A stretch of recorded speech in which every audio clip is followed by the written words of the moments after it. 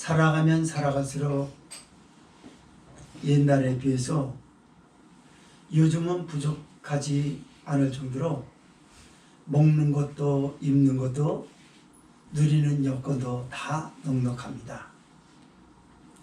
생활이 편리해졌고 이제는 뼈를 깎는 듯한 노동력을 하지 않아도 살아갈 수 있는 어떤 개인적 여가가 취미가 뒷받침되어주는 그런 시대에 우리는 살고 있습니다.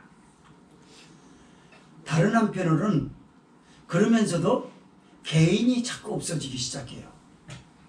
극도로 개인주의고 이기주의에 빠져 있는데도 불구하고 그 내면을 들여다보면 개인이 없어져 버려요. 대중 속에서 열광하고 대중들이 하자는 대로 쫓아갑니다. 이게 젊은 신세대들의 특징이죠. 그렇게 대중 속에서 나 한 개인이 존재감이 얼만큼 입증이 되느냐, 거기에 만족하느냐, 불만족스럽냐라는 거죠. 나이는 먹습니다. 세월이 흐르고 이제는 대중 속에서 밀려나는 황혼역에 가서 나는 어디 갔지? 내가 왜 이렇게 됐나? 한탄하면서 그 외로움을 금치 못하는 그런 사실에 부딪히고 말 것입니다. 이혜인 시인의 글 중에서 이런 사람 저런 사람이라는 시한두막이 있어서 읽겠습니다. 한순간을 만났어도 잊지 못하고 사랑하는 사람이 있고 매 순간을 만났어도 잊고 사는 사람이 있다. 내가 필요로 할 때 날 찾는 사람도 있고 내가 필요로 할 때 곁에 없는 사람도 있다. 내가 좋은 날에 함께하는 사람도 있고 내가 힘들 때 나를 떠난 사람도 있었다. 사람의 관계란 우연히 만나 관심을 가지면 인연이 되고 공을 들이면 필연이 된다. 얼굴이 떠오르면 보고 싶은 사람이고 이름이 떠오르면 잊을 수 없는 사람이다. 외로움은 누군가가 채워줄 수 있지만 그리움은 그분이 아니면 채워줄 수 없다. 이혜인 글 중에 있었던 내용이에요. 아까 대중 얘기를 제가 했었습니다.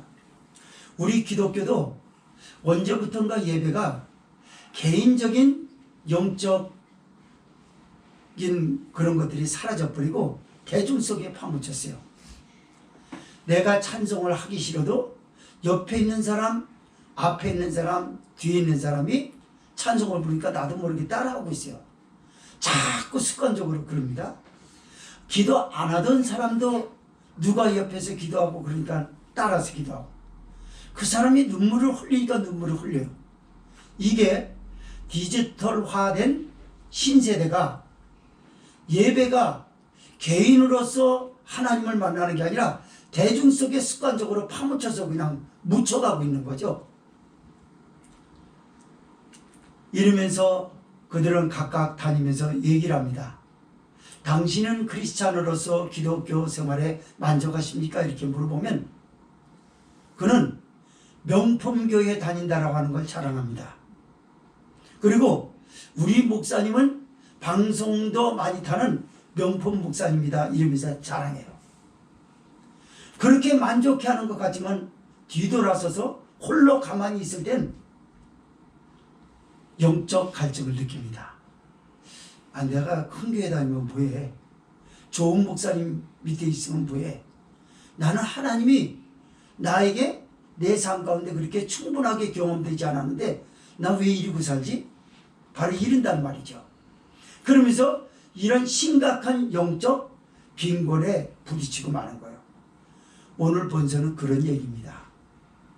수가성 우물가의 여인의 이야기예요. 사마리아는 예루살렘과 같은 동족이면서도 같은 동족으로 취급을 받지 못하고 이방인의 취급을 받아요. 그래서 사마리아 사람들은 항상 마음에 갈망하던 것이 뭐냐면 언제 예루살렘 성전에 가서 예배를 드려볼까? 이게 꿈이었습니다. 그러나 유대인은 사마리아 사람들을 받아들일 의사가 없어요. 그래서 하는 수 없이 그들은 그리심산이라는 곳에 성전을 세워놓고 예배를 드립니다. 바로 그 여인이 우물에 와서 물을 기르려 할 때 낯선 유대인쯤으로 보이시는 예수님이 접근합니다.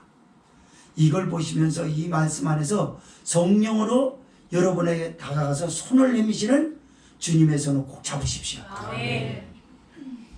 그러면서 예수님이 대화를 참 멋있는 대화를 합니다. 바리새인처럼 근사하게 말치장을 하지 않습니다. 거룩한 척 하지 않습니다. 나는 유대인이고 당신은 이방인의 여자야 라고 하는 이질감을 갖지 않게 해요. 나에게 물 좀 달라. 다정하게 물을 달라고 했어요. 여인은 깜짝 놀랍니다.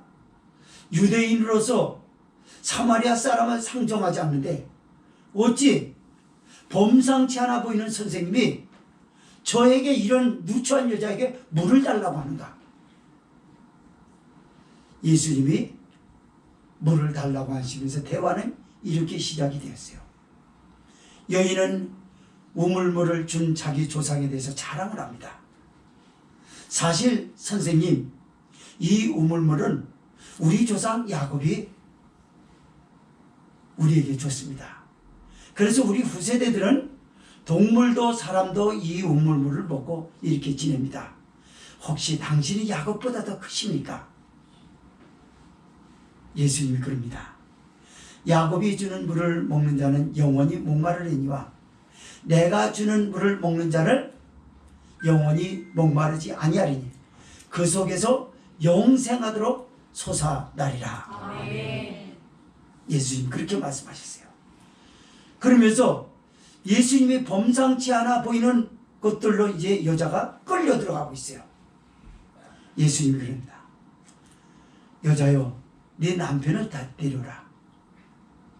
선생님, 저에게 남편이 없습니다. 그래, 네게는 남편 5이 있었으나 지금 없다 하는 말이 네 말이 옳도다. 여인이 깜짝 놀래요. 선지자이신가요? 아, 그러면 내가 진짜 갈망하고 간절히 찾는 것을 이분은 문제를 해결해 주실 것이로구나. 그러면서 예배 얘기가 나온 거예요.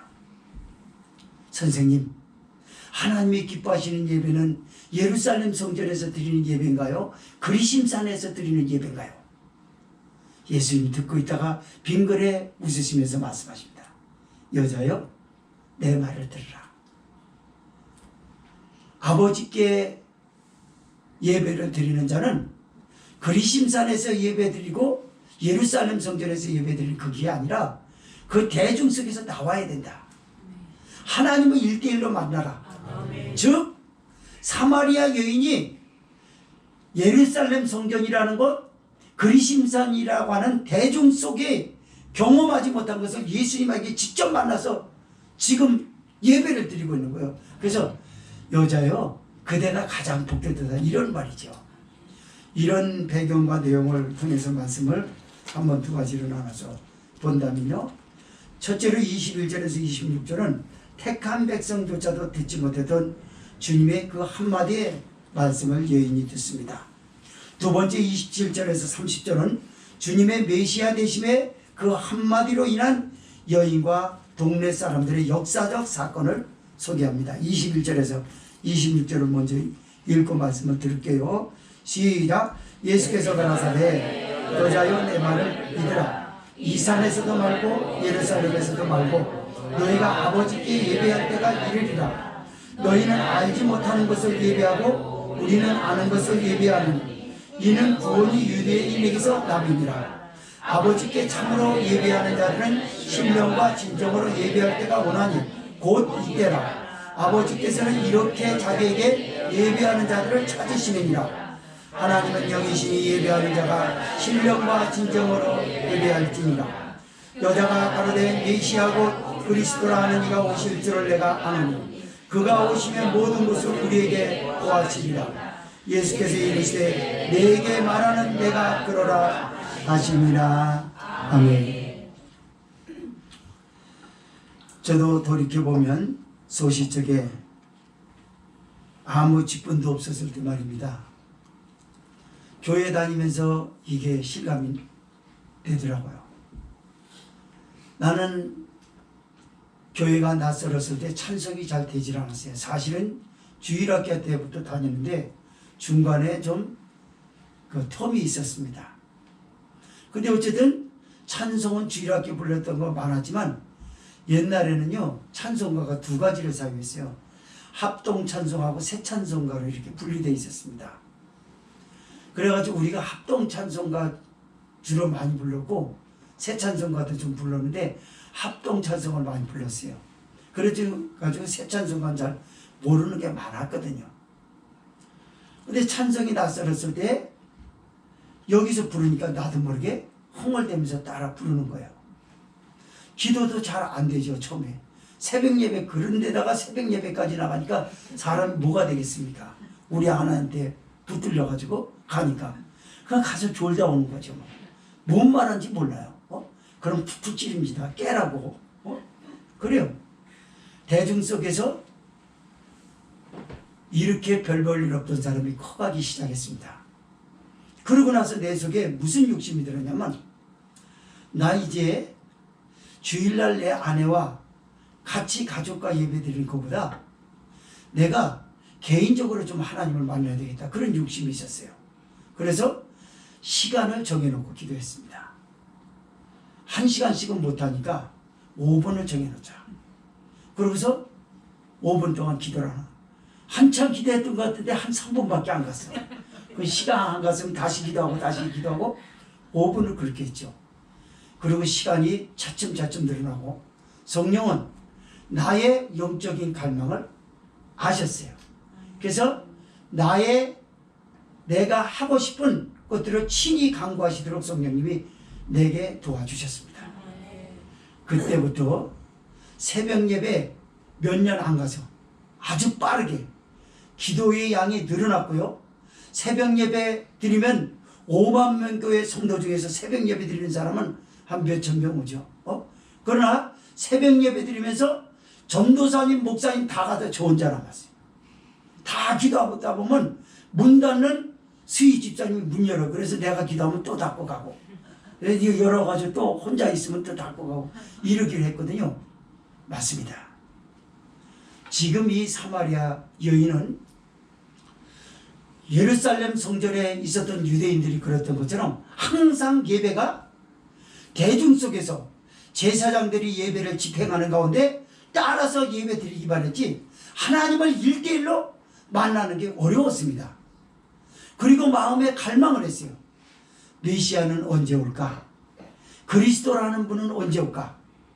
그분이 오시면 나의 답답함을 다 해결해 줄 텐데 바로 이 여인이 이 여인이 된 거예요.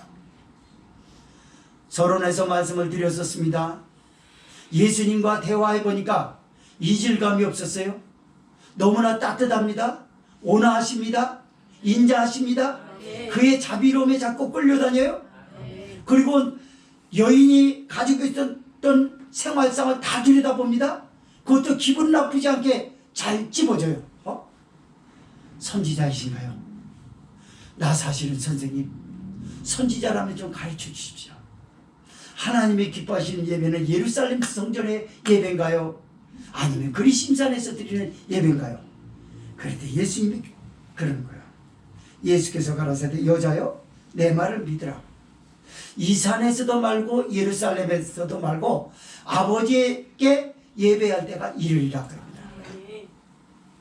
그러면서 너희는 그러니까 사마리아인들이 가지고 있는 인식, 자리 잡고 있는 인식이 뭐였냐? 영적인 상식을 딱 집어서 예수님이 설명하시는 거죠.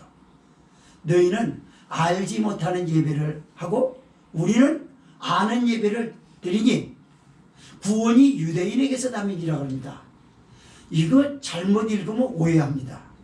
예수님이 하셨던 말씀인데 구원이 유대인에게서 난다는 거예요. 무슨 말이냐면 그리심산은 모세율법, 창세기, 출애굽기, 레위기, 신명기, 민수기, 신명기 이렇게 5개만 가지고 예배를 드렸어요. 그러나 예루살렘 성전에는 모세 율법뿐만이 아니라 성문서, 예언서 전체적인 것을 가지고 성경의 전체적인 한 묶음을 오늘날로 말하자면 이렇게 예배 성경책으로 사용했다고요.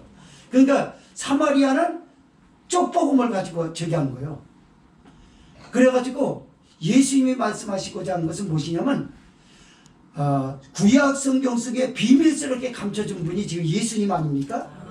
그런데 모세 율법만 갖고 어떻게 예배를 드리냐 그 말 얘기한 거예요 예수님이. 그러나 그럼에도 불구하고 그들은 하나님을 개인적으로 찾고 싶은 그 갈망을 가지고 있지만 과감하게 대중 속에서 나오지 못하고 이렇게 살았다. 지금 예수님이 그걸 말씀하시는 거예요. 그러면서 아버지께 참으로 예배하는 자들은 신령과 진정으로 예배할 때가 오나니 곧 이때라. 아버지께서는 이렇게 자기에게 예배하는 자들을 찾으시느니라. 아멘. 하나님 아버지께서는요 신령과 진정한 예배를 드리는 사람들을 찾는데요. 그런 예배는 잘 들으셔야 합니다. 신령과 진정한 예배가 도대체 뭐냐는, 신령한 예배는요 하나님이 사람을 창조하셨을 때 원래 하나님의 형상이 우리에겐 있어요. 이걸 내 영이라고 합니다. 우리 복음성가에서 저도 가끔 부르지 않습니까? 내 영이 주를 찬양합니다. 그 내 영이 있지 않습니까? 내 영과 성령이 있어요. 내 영은 하나님과 함께 교제하고 소통할 수 있는 영을 말하는 거예요. 성령은 그걸 우리를 깨우려고 하는 거예요. 잠자는 영을 깨우는 게 성령이에요. 그런데 사람들은 아까 대중성애라고 얘기하지 않았습니까? 남이 하니까 하고 습관적으로 그냥 나오는 것이고 마음에서 우러나서 자발적으로 하는 것보다 뭔가에 자꾸 끌려다니고 있어요. 답답하죠. 그러니까 항상 일반적인 사고, 자연인의 사고를 가지고 예배에 참석한다고. 오늘 교회 가야 되는데 주일날이지 새벽 예배 가야지. 수요예배인데 수요예배 가야지. 어느덧 대중 속에서는 독버섯처럼 자라나는 것처럼 우리를 영적으로 황폐하게 만들었어요. 그래서 답답해가지고 기도원에 그 은사가 뛰어나신 기도 원장님을 찾아가지고 상담을 호소하는 게 바로 그런 영적 갈망 때문에 그렇거든요. 이제는 기도원 찾는 사람도 없어요. 기도원을 가면요 옛날에 수만 명씩 모이던 오살리 기도원에도 지금은 300명 미만이래요. 300명 미만. 놀래하는 분들이 별로 없네. 안 다녀봐서 그럴까. 오살리 기도원에 우리 다닐 때만 해도 그냥 몇만 명 자리 없어가지고요 자리 싸움하고 그러던 것이 이제 자리 다 내줘도 앉지도 않아. 누가 뭐라고 그래도 뭐 이제는 무료로 여러 가지 제공을 해도 오지 않습니다. 왜 그럴까요? 대중 속에 독버섯처럼 자라나는 형식이 그 사람을 죽인 거예요. 그러니까 영이 점점 죽어가고 있는 거예요. 신령한 예배는 바로 이런 겁니다. 너 네 생각대로 오늘 예배 드리다가 보면 시간이 길어지면 좀 내 말에 맞지 않으면 기분 좀 나빠질 수 있겠지. 나한테 찌르는 말, 때리는 말 하면 이게 자연인의 사고예요. 무슨 말씀하실지 하나님이 내게 말씀하시는 것이라고 믿으면 그런 생각이 필요가 없는데 오늘 예배 너무 오래 드리면 허리가 좀 아프겠지? 목이 뻣뻣하겠지? 어젯밤에 잠을 설쳤기 때문에 피곤하겠지? 이게 자연인의 사고예요. 그러니까 주님을 못 만나고 자기 틀 속에 갇혀버린 거예요. 그러나 그걸 깨고 나온 게 이 여인들 지금. 신령한 예배입니다. 그럼 진정한 예배는 뭐냐? 그런 게 영적인 예배라면은 진정한 예배는 성경 말씀에서 들려지는 하나님의 말씀은 내 얘기지 남의 얘기가 아니라는 걸 알아야 돼요. 교인들은 자주 이런 생각을 한답니다. 별로 좋지 않은 소리 같으면 내가 볼 때는 누구를 상대해보면 그 사람인데 그 사람 얘기야. 그건 자연인의 사고입니다. 그러나 성경에서 목회자를 세워놓고 성경 말씀을 전하게 하시는 이는 목회자인 이 목사의 얘기가 아니라 하나님 이야기입니다. 그리고 제 안에는 성령이 계시고 말씀을 받는 여러분에도 성령이 계세요. 그래서 하나의 하나님의 말씀으로 받아들일 줄 아는 진정한 자세, 이런 예배를 지금 예수님이 원한다는 겁니다. 놀랍게도 이 여인은 아직까지 그걸 모르고 있어요. 자기가 얼마나 축복받은 여자인지 잘 모릅니다. 아직까지는. 그렇습니다. 사랑하는 성도 여러분, 우리 대한민국의 기독교는 코로나19라고 하는 3년으로 인해가지고 영적으로 한 방 맞았어요. 직격탄을 맞았습니다. 교인들 4분의 1이 사라졌다고 합니다. 조사해 보면. 어디로 갔는지 없어져 버렸어요. 어려운 교회는 우리도 그런 그 중에 하나지만 다 떠나가 버렸어요. 성도들이. 코로나가 무서워서 예배 드리는 것도 못하고, 정부에서 비대면 예배를 요구하라면 그냥 목사님들이 저항하지 않고 그냥 순순히 받아들여요. 이 여인은 지금 비대면 예배입니까? 대면 예배입니까? 이걸 알아야 돼요. 우리가요, 방송으로 듣는 건 선교의 어떤 매체, 그래서 문서 선교회나 이런 방송 매체 선교로 필요로 할 때 방송으로 예배를 드리고 그런 것이지, 예배 드리는 건 그렇게 드리는 게 아니에요. 예배는 구약 때부터 오늘날 오순절 성령 강림 사건 이후에 오늘날까지 이르면서 예배는 대면 예배지 방송 예배는 있을 수가 없어요. 다만 아프리카 오지에서 들어갈 수가 없고, 그랬을 때 그분들에게 특별히 배려되는 것이 방송 예배지, 현대인이 뭐가 답답해서 방송 예배를 드리려고 그러냐고. 방송 예배는 내가 아무렇게나 해도 돼요. 조라도 누가 얘기하지 않아요. 조라도 옆 사람에게 방해 안 돼요. 심지어 이불 속에 들어서 베개 베고서 말씀을 들어도 돼요. 그게 예배인가요? 아닙니다, 여러분. 그건 예배가 아니죠. 자기 옷매무새를 단정하게 하고, 하나님을 사랑하는 사람이니까 꾸밀 거 아닙니까? 그리고 잔뜩 기대에 부풀어 있을 거 아니에요. 하나님이 우리 목사님을 세워서 나에게 뭐라고 말씀하실까? 참 기대가 된다. 그랬을 때 붕어가 배고파할 때 먹이를 탁탁 잡으면 뻐끔뻐끔 되면서 그냥 이렇게 하면 먹이가 쫙 빨려 들어가요. 그런 것처럼 아멘, 아멘 이렇게 받는 거 아니겠어요? 맞습니다. 그러나 어느덧 우리는 대중 속에 파묻혀서 대중화된 것들로 습관이 길러져 가지고 잘 빠져나오지 못해. 그 틀에서 그 영적인 예배를 드리지 못하고 하나님의 말씀을 진정으로 받아들이려는 자세가 없고, 하나님의 말씀을 깐다? 까는 얘기가 어디 있습니까? 까는 건 그 타락한 사람의 얘기지 하나님의 말씀이 까는 게 어디 있어요? 여러분, 디모데후서 3장 15절의 말씀이 그러지 않습니까? 모든 성경은 하나님의 성령에 감동된 것으로 기록된 것이니 의와 또 바르게 함과 교훈과 책망을 하기 위해서, 이는 하나님의 사람으로 온전하게 하려 하심이라고 그랬거든요. 하나님의 사람으로 온전하게 해서 때로는 권면하고 때로는 책망하고 교훈하고 교정을 시켜서 바른 사람이 되게 하려는 게 하나님의 말씀이란 말이에요.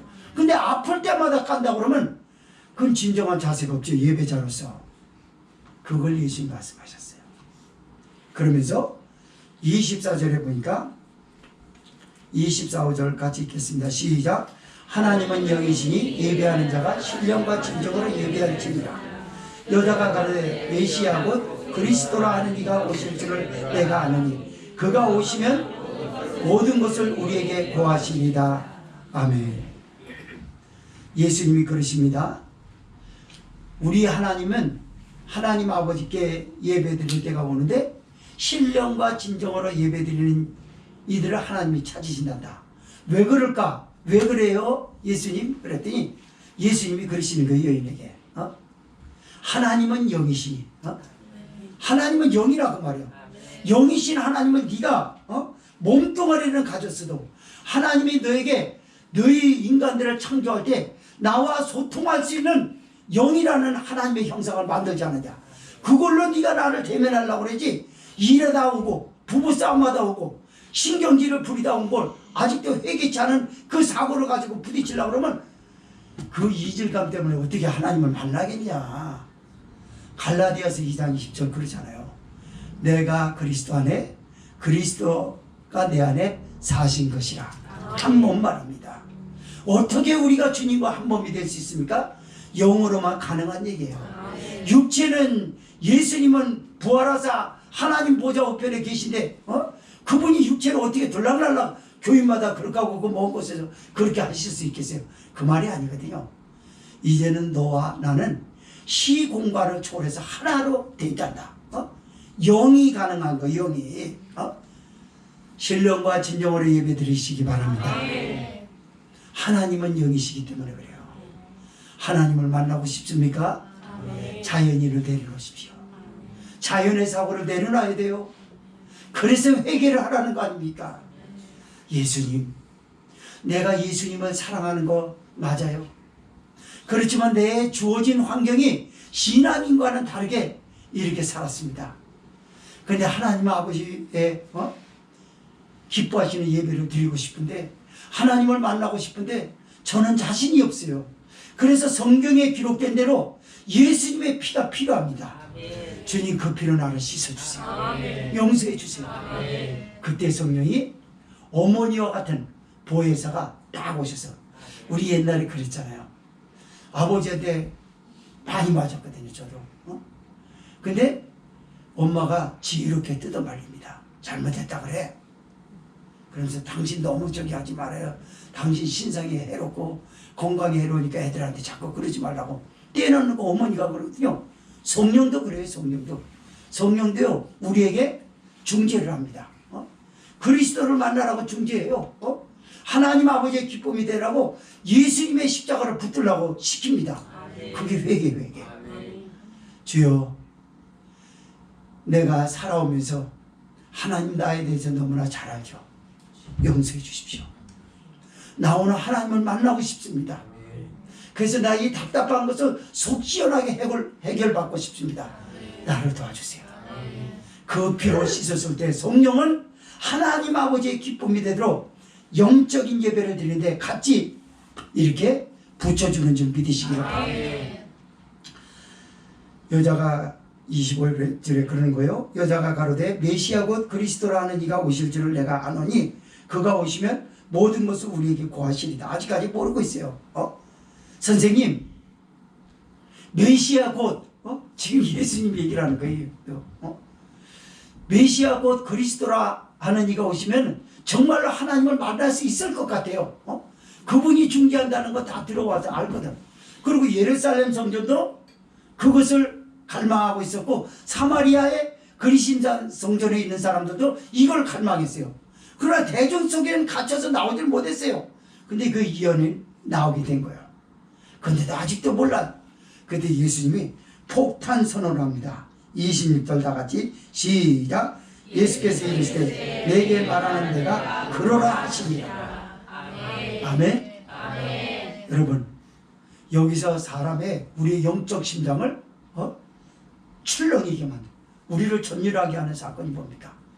이건요 기절초풍하게 한 사건이에요. 뭐가 같다라고 또 다른 성경을 한번 이걸 같이 해볼 수 있을까요? 자, 예수님께서 십자가에 죽으셔서 무덤에 장사 지내셨습니다. 여인들이 향유를 준비해가지고 예수님이 부활하실 것이라는 걸 꿈에도 생각지 못했잖아요. 향유를 가지고 내가 존경하는 선생님, 그 주님의 살이 썩어 들어가는 건 내가 용납하지 못하겠으니 오래오래도록 우리가 그분을 기념하고 찾을 수 있도록 시신의 향유를 부어야 되겠다. 안식일 전부터 그거 준비했어요. 그리고 무덤에 가잖아요. 돌무덤이 열렸어요. 여인은 캄캄해가지고 오늘날 같이 무슨 이렇게 문명시대처럼 밝은 게 아니지 않습니까? 캄캄한 것을 이렇게 들여다보니까 찬란한 옷을 입은 두 청년이 누가복음서 얘기입니다. 너희가 어찌하여 십자가에 못 박힌 나사렛 예수를 찾느냐. 그는 살아나셨느니라. 예수님이 살아나셨다는 거예요. 그 여인들이 어떻게 했어요?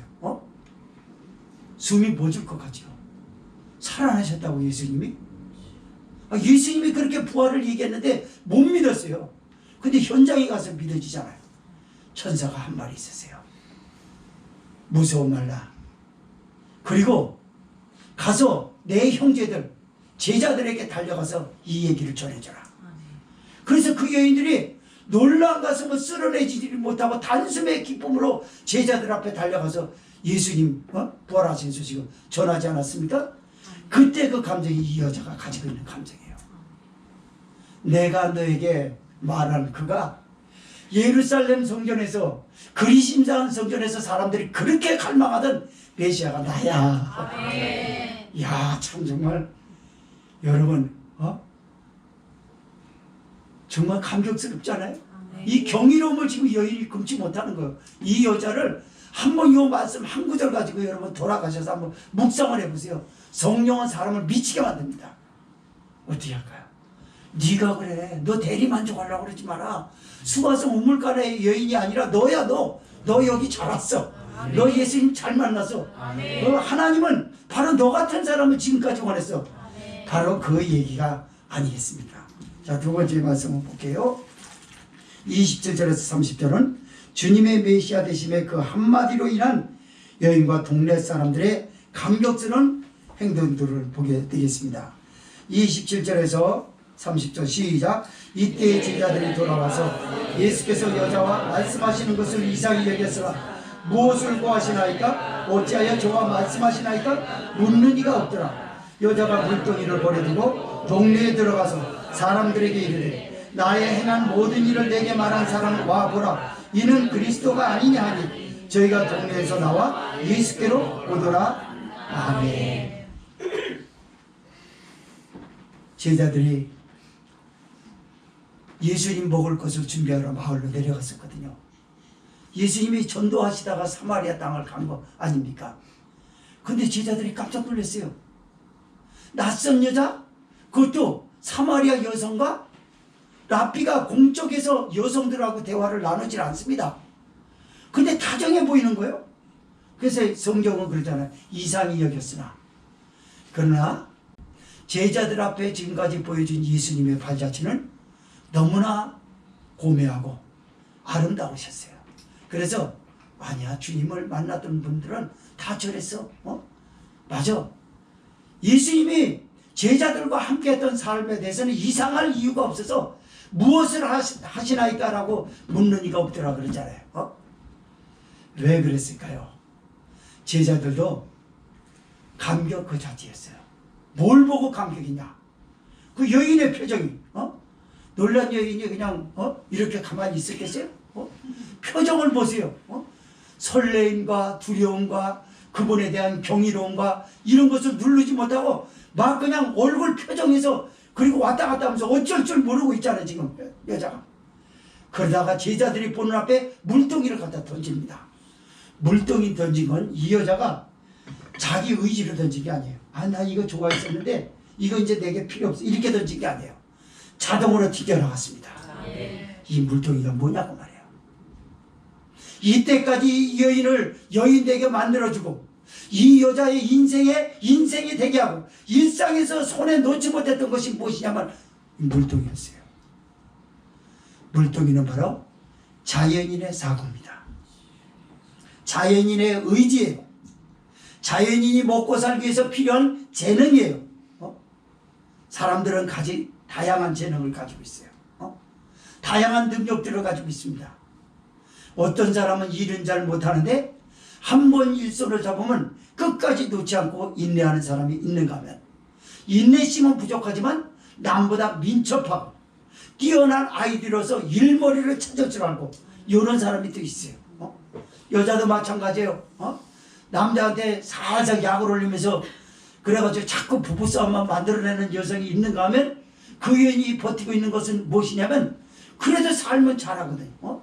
내조하면서 바가지 슬슬 걸고 그냥 남자 약을 올리고 그런 건 있다 그 말이에요. 그러나 아이들을 키워주는데 큰 문제가 없거든. 그렇죠. 이렇게 다양하게 사람들이 그래요. 이게 일상인 것처럼 이 여인도 물동이가 그거예요. 그 여인이 물동이를 버려둔 거예요. 예수님을 만나면 자연인의 사고는 떨어져 나갑니다. 우리가 최고라고 생각했던 건 다 떨어져. 백이장 찬송부리죠. 주 예수보다 귀한 것은 없네. 이 세상 부귀와 바꿀 수 없네. 예수님과 바꿀 수 있는 게 무엇이 있습니까?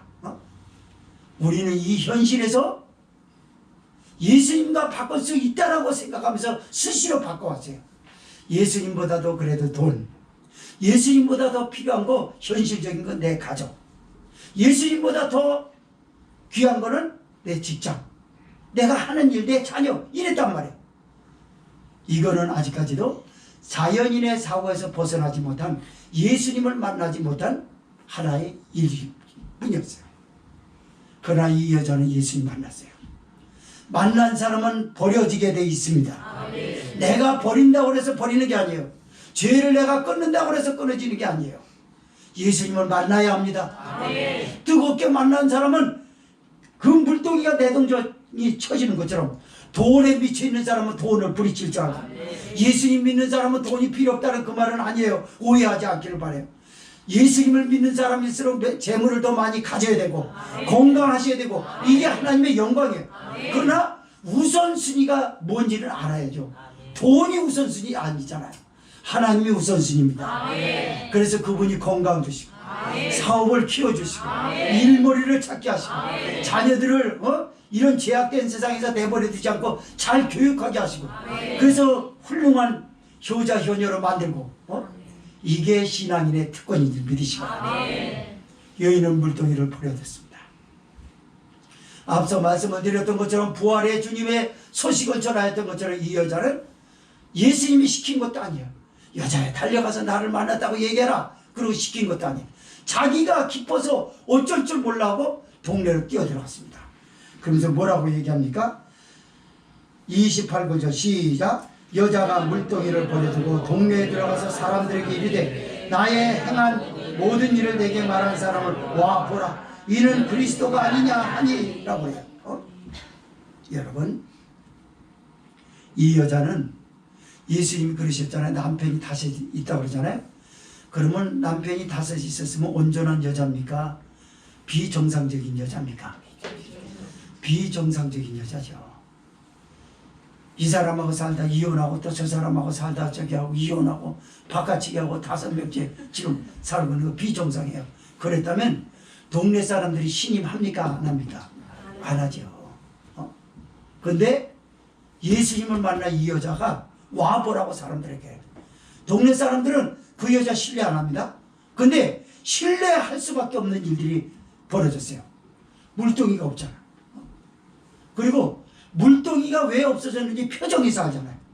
뭔가 좀 있는 것 같은데? 아까 얘기했죠?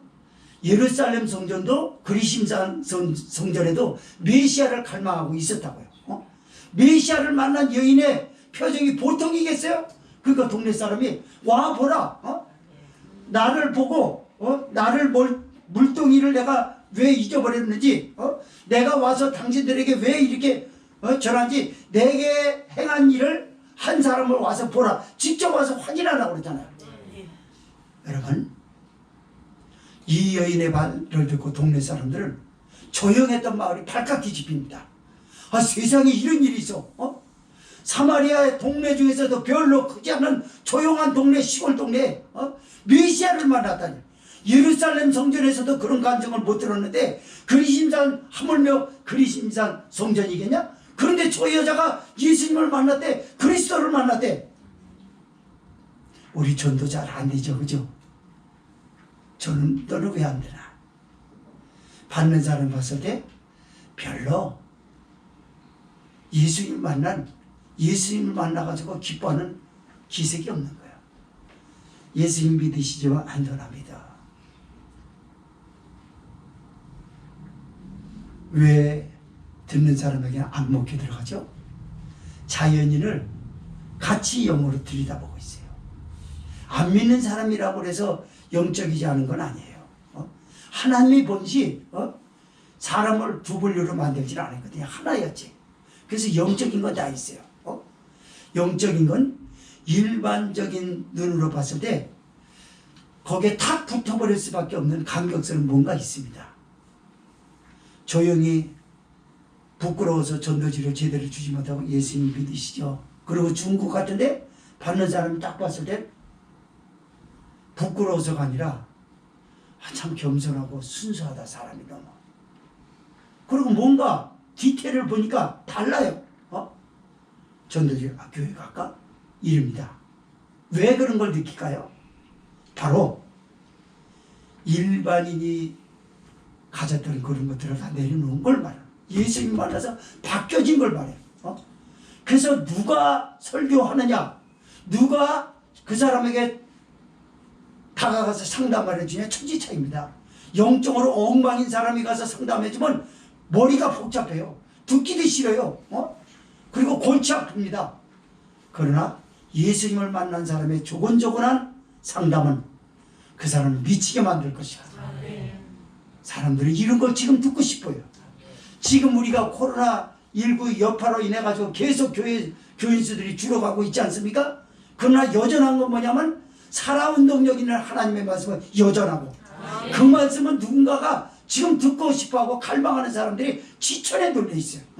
이거를 가서 전해주기만 하면 미칠 사람들이 많아요. 근데 문제가 뭐냐면 이걸 전해줘야 하는 전도자가 바뀌질 않는 거예요. 아직도 옛날 방식 그대로 하고.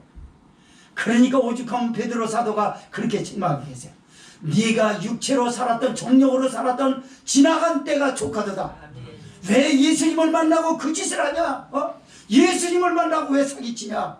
예수님 만나고 나서 옛날처럼 왜 그렇게 거짓말을 하냐? 예수님 만나고 나서 왜 그렇게 못되게 구느냐? 안 변한 거죠. 이 여인은 변화됐어요. 30절 읽고 정리하겠습니다. 시작. 저희가 동네에서 나와 예수께로 오더라. 동네 사람 전체가 몰려듭니다. 신뢰할 수 없었던 여인이었는데 뭔가 달라졌어요. 그 여인의 표정을 봐서는 안 갈 수가 없었어요. 예수님에게로 갑니다. 그래서 30절 이하 쭉 읽어보면 이 사람들도 똑같이 우물가의 여인처럼 감동을 받아요. 말씀을 맺겠습니다. 성도 여러분, 앞서 말씀을 드렸던 것처럼 우리는 대중 속에 길들여져 있어요. 혼자서는 못해요라고 하는 유치원생에게 20여 년 전에 TV 프로에서 가르쳤던 것처럼 왜 혼자서는 안 하려고 하는지 모르겠어요. 누가 하면 따라서 하고 왜 나 혼자서 안 돼? 예수님은 같이 오라고 그런 게 아니라 혼자 오라고 그랬거든요. 대중이지만 주님다 주님 만나서 이게 모든 예배에 참석한 사람 입에서 나와야 되는데 안 나온단 말이에요. 이걸 소위 말해가지고 이렇게 표현해요. 아, 나 오늘 은혜 많이 받았어. 어떤 사람? 나는 별로. 그 왜 그러냐? 1대1로 안 나. 은혜 받았다는 사람 뭐죠? 이 우물가에 있는 거예요. 그 예수님 만난 거예요. 그 예배 드렸어도 매일 예배 드리고 말씀을 들었어도 잘 모르겠는 건 뭔가요? 대중 속에서 헤어나오지 못하는 자기 틀에 갇혀버린 영적 황폐한 사람을 말이에요. 성도 여러분, 많은 예배를 드리지만 매번 자발적인 예배를 드리십시오. 주님을 사랑하십시오. 부족한 종이 말씀을 선포할 때 내 말이 아니라 하나님이 여러분에게 들려준 말씀으로 속삭이는 말로 들으세요. 아멘하여 신앙의 역사를 이루고 여러분의 삶이 바뀌고 시온의 대로와 같이 가문이 열려지고 하시는 일들이 잘 되시기를 주의 이름으로 간곡히 부탁을 드립니다. 동성으로 기도합시다.